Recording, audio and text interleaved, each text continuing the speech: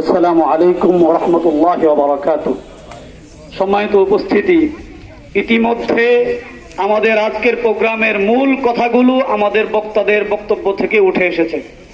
আমি শুধুমাত্র একটি কথাই বলতে চাই, টঙ্গীর যেই ইমাম সাহেবকে ইসকন কর্তৃক চিঠি দিয়ে তাকে অপহরণ করে সেই পঞ্চগড়ের সীমান্ত এলাকায় নির্যাতন করে শিকলবন্দি করে ফেলে দেওয়া হয়েছে, প্রশাসনকে পরিষ্কার বলতে চাই, অনতি বিলম্বে সেই ইসকনি জঙ্গিদেরকে যদি গ্রেপ্তার করা না হয়, দৃষ্টান্তমূলক শাস্তি দেওয়া না হয়, বাংলাদেশে দাবানল সৃষ্টি হয়ে যাবে।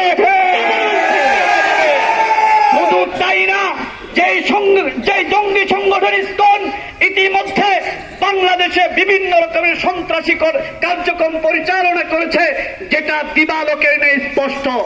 সেই সংগঠনকে যদি অনতি বিলম্বে নিষিদ্ধ ঘোষণা না করা হয়, তাহলে ইসকনের বিরুদ্ধে আরেকটা যুদ্ধ হবে, আরেকটা যুদ্ধ হবে, আরেকটা যুদ্ধ হবে।